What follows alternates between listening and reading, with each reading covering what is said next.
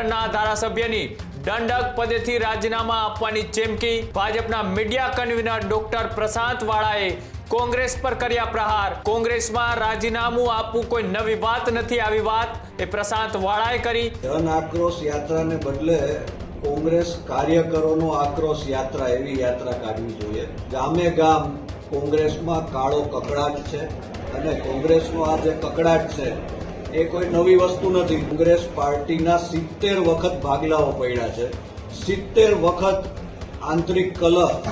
કોંગ્રેસના ધારાસભ્ય કિરીટ પટેલ એ રાજીનામું આપે એ કઈ નવી વાત નથી, કારણ કે કોંગ્રેસ છે એ ડૂબતી નૈયા છે અને ડૂબતી નૈયામાંથી બધા જ્યારે પણ તક મળે ત્યારે કૂદકો મારી અને એમાંથી બહાર નીકળે।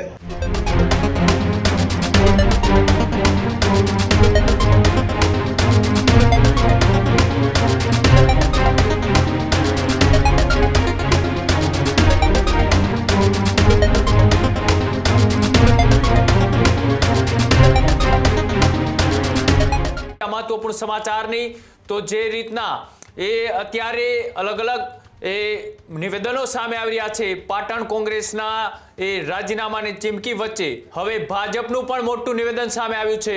પાટણના ધારાસભ્યની દંડક પદેથી રાજીનામા આપવાની ચીમકી, ભાજપના મીડિયા કન્વીનર ડોક્ટર પ્રશાંત વાળાએ કોંગ્રેસ પર કર્યા પ્રહાર। કોંગ્રેસમાં રાજીનામું આપવું કોઈ નવી વાત નથી, આવી વાત એ પ્રશાંત વાળાએ કરી। કોંગ્રેસ જન આક્રોશ નહીં, કાર્યકર આક્રોશ યાત્રા કાઢવાની જરૂર છે, આવી વાત પણ ત્યાં મીડિયા કન્વીનરે કરી। કોંગ્રેસની સ્થાપનાથી અત્યાર સુધીમાં 70 વખત તૂટી છે, આવી વાત પણ કરવામાં આવી। કોંગ્રેસના ગામે ગામ અને શહેરે શહેરમાં કકડાટ ચાલી રહ્યો છે। કોંગ્રેસના ડૂબતા વહાણમાંથી વારા ફરતી બધા નીકળી જશે, આવી વાત પણ ભારતીય જનતા પાર્ટીના ડોક્ટર પ્રશાંત વાળાએ કરી છે કે જેઓ હજી નવનિયુક્ત એ મીડિયા કન્વીનર બન્યા છે અને જ્યારે અત્યારે પાટણના ધારાસભ્ય કિરીટ પટેલ કે જેઓએ પોતાના પક્ષથી નારાજ છે અને તેઓએ એક બગાવતીના સૂર વહેતા કર્યા છે। આજે તેઓએ રાજીનામાની ચીમકી આપી હતી ને કહ્યું હતું કે હું પક્ષના દંડક પદેથી રાજીનામું આપીશ।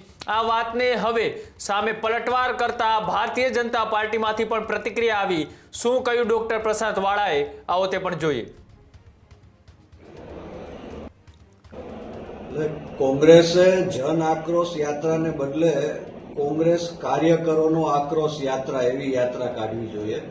આજે સમગ્ર ગુજરાત અને સમગ્ર દેશમાં ગામે ગામ કોંગ્રેસમાં કાળો કકડાટ છે અને કોંગ્રેસનો આ જે કકડાટ છે એ કોઈ નવી વસ્તુ નથી। આપણને બધાને ખબર છે કે આઝાદીથી લઈને અત્યાર સુધી કોંગ્રેસ પાર્ટીના 70 વખત ભાગલાઓ પડ્યા છે, 70 વખત આંતરિક કલહ, પરિવારવાદ અને કકડાટને લીધે કોંગ્રેસના ભાગલાઓ પડ્યા છે। ગુજરાતમાં પણ કોંગ્રેસના અનેક ધારાસભ્યો, કોંગ્રેસના કાર્યકરો એ કોંગ્રેસની નીતિ રીતિથી કંટાળી અને રાજીનામા અગાઉ પણ આપી ચૂક્યા છે। એટલે પાટણના કોંગ્રેસના ધારાસભ્ય કિરીટ પટેલ એ રાજીનામું આપે એ કઈ નવી વાત નથી, કારણ કે કોંગ્રેસ છે એ ડૂબતી નૈયા છે અને ડૂબતી નૈયામાંથી બધા જ્યારે પણ તક મળે ત્યારે કૂદકો મારી અને એમાંથી બહાર નીકળે। એટલે કોંગ્રેસ છે એ ધીરે ધીરે નેસ્ત નાબૂદ થવાની દિશામાં છે।